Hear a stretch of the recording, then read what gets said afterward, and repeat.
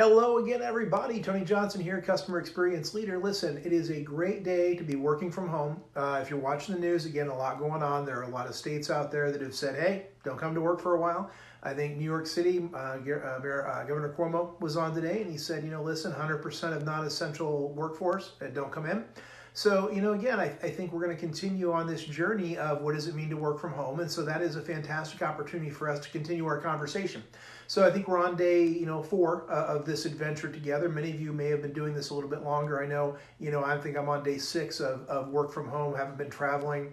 In fact, at this point, a lot of the bookings and stuff I had to speak at conferences and things like that are going by the wayside. It's only because we're not going to be gathering right now for a little bit, and that's okay. I think it's okay for us to be taking these precautions. It's a fantastic way for us to stay healthy.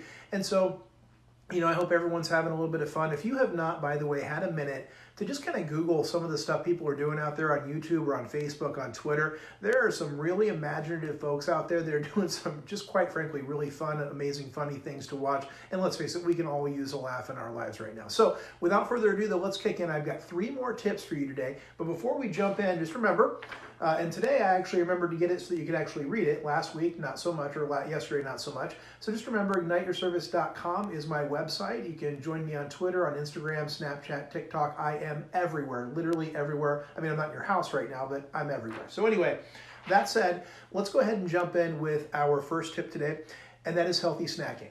So, when you start to work from home, you find that you're going to actually start eating more. You got to really pay attention to that. I know when I did, you don't get this swimsuit body, right, by not paying attention to what's going on. So just remember, pay attention to what you're eating and really get the temptation out, because you are going to want to have all kinds of snacks around. It is easy to sit at your desk or even stand and just sort of eat away, because there's a whole pantry full of snacks, and if the grocery store is any indication, everybody has a lot of food right now. So just be careful about that. Now, what does healthy snacking really mean? I think it's just paying attention to what you want to have on hand that you like, but that doesn't have like a bazillion calories. I can tell you that things like nuts, things like baked chips, things like vegetables, real live vegetables are great things to really think about, because again, there's some nutrition. They can fill you up. Drink a lot of water along with that. I can tell you what you should not do, which is one of the things I have done, which is order a big old bag of amazing gourmet milk chocolate. Don't do that. You know why? Because you're going to eat it. So do not make that mistake right there. Number 2, it is so easy to multitask. Listen, you probably struggled with multitasking even before you were remote working, but just know multitasking, it is absolutely the devil. The old phrase, Ohio, only handle it once, is great there. So first and foremost, don't touch things more often than you need to. If you have an email, reply to it, delete it, answer it, file it, do whatever, but don't look at it over and over again. Just take action on it, get it out of your inbox, and be done.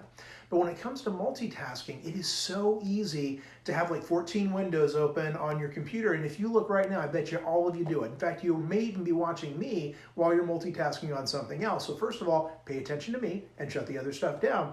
But you will find if you don't have a million things open, you'll actually be more productive, because what ends up happening is you jump back and forth to each and every one of these pieces. You may be working on an Excel document, a PowerPoint, you may have the news on behind you, and nothing has 100% focus. So what I really want to come across to you is that multitasking is absolutely a myth. You cannot do it. You can't pay attention to more than one thing at a time. If you've ever been on a conference call and tried to work while you're on that conference call, and like your boss called on you, or you tried to recall an hour later what the call was about, you had no idea, because your focus wasn't on the call, it was on whatever widget you were playing with. So just know that if you were to work on one thing, finish that PowerPoint, get to a stopping point, save it, jump into that Word document, finish what you're working on, save it, you'll find that you're actually more productive, because every time you move from piece to piece, it actually ends up, your brain has to end up really, I guess, thinking about getting started again, going back to center and really beginning. And that takes up a ton of time, and it's time that loses focus. So just understand that that is absolutely something that will help you get more done. So again, just remember, your brain has to reset every time you start a new task. Don't waste time.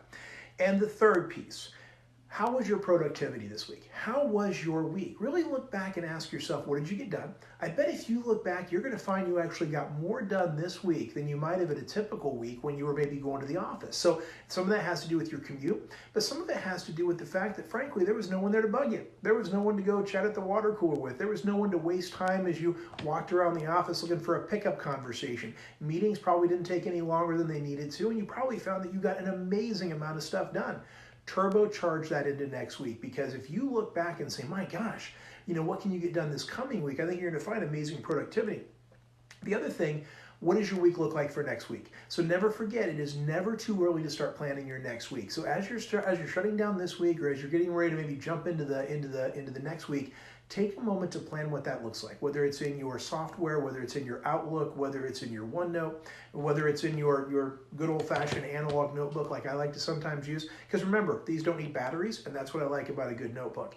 But that said, write down what you want to do next week. Get your tasks planned, get your priorities in order, because when you do that, then you can sort of set it and forget it. Because if you don't write it down, if you don't stop and go write down what you're thinking about, chances are it's going to just pester and fester all weekend long, and you're not going to enjoy your weekend. So think about what you want to accomplish, get it plotted, and if it hits you over the weekend, by the way, if you think of more things that you want to do, come and write it down. That way you can sort of offload it onto your notebook or your OneNote or whatever that is, so that when you start next week, you're ready to go, but you don't have to fret about it all weekend long. So one last word from our sponsor. If you haven't, pick up my book, Together We Serve. It's available on Amazon. It's available on Audible. It's available on Barnes & Noble. You can also get it at the Apple Store. But please go take a look at it. Again, it's been discounted. You get the thing for $9.99 online, and it is a great value for an ebook, also for good old-fashioned analog, because again, it doesn't need batteries.